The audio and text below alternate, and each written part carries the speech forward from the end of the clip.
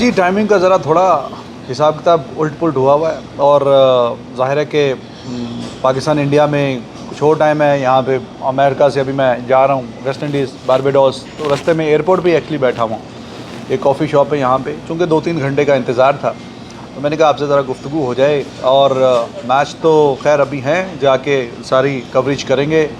India और अफ़गानिस्तान का match, उसकी प्रैक्टिस, प्रेस कॉन्फ्रेंस वगैरह वो सारी आपको अपडेट मिलेगी।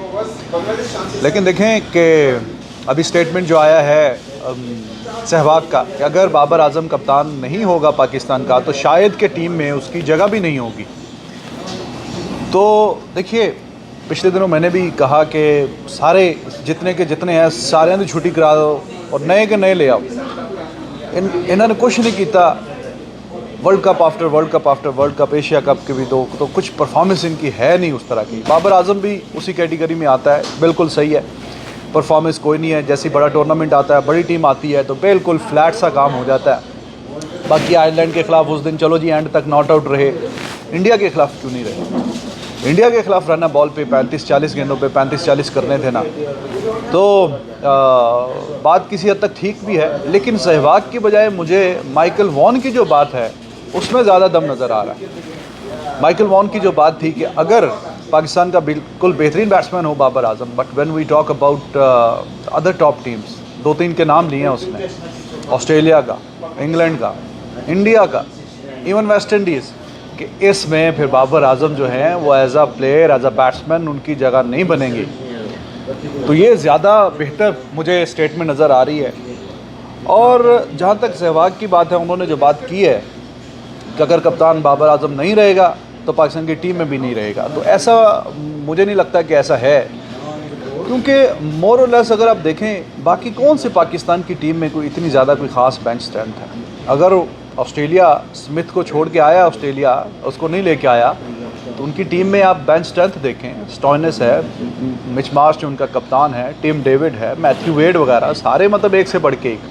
तो उन्होंने फैसला कर लिया कि ठीक है, हमने स्मिथ को नहीं लेके जाना, हम अभी जो हमारे पास ऑप्शंस हैं उनको यूटिलाइज़ करेंगे।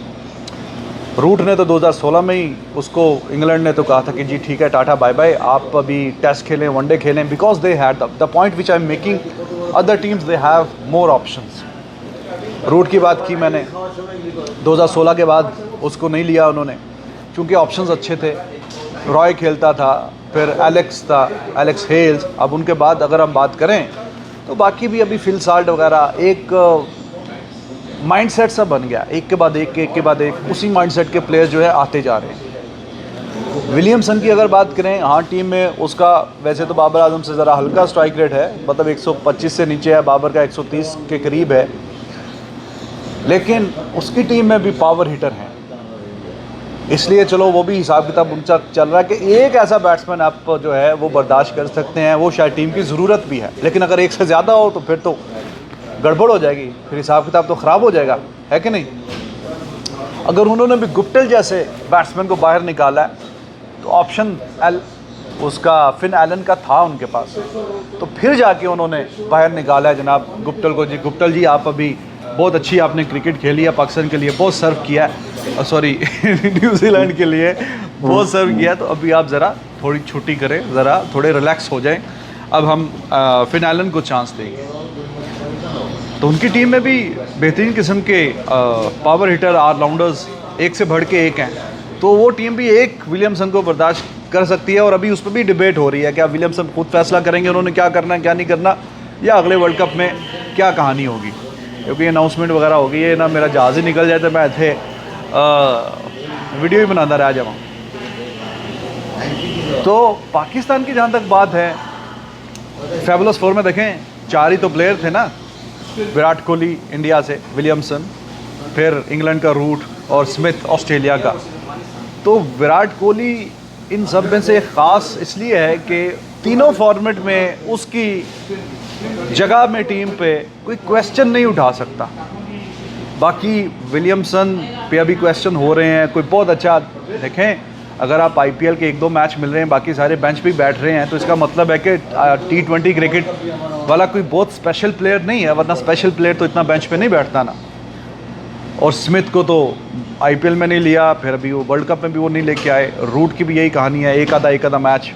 तो मोर और लेस अफसोस की बात यह है कि बाबर आजम वो विराट कोहली के फुटस्टेप्स की बजाय वो ज़रा ये विलियमसन, ये रूट इस तरफ है। अभी भी क्वेश्चन मार्क लगते हैं कि उसकी T20 में जगह है कि नहीं है।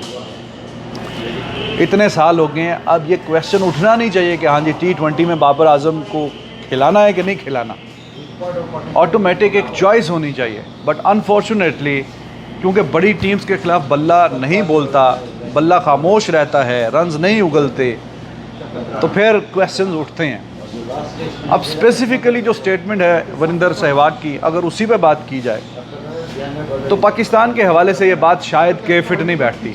वैसे तो हम उस दिन जज्बाती थे, गुस्से में था, निकालें सबको, छुट्टी करें, वैसे भी कौन सा ये जीत रहे हैं, फुल स्ट्रेंथ टीम भी नहीं खेल रही, बच्चों से हार रहे हैं, ऐसा वैसा सब कुछ ये वो। तो पाकिस्तान की टीम में दम नहीं है, इससे बेहतर है कि आप कोई बच्चों को चांस दे दें। लेकिन जिन बच्चों को चांस देना है उनमें भी तो कुछ ना कुछ तो एबिलिटी हो, कुछ ना कुछ तो सलाहियत हो उनमें। चलें जी ठीक है, बाबर आजम को हम बाहर कर देते हैं।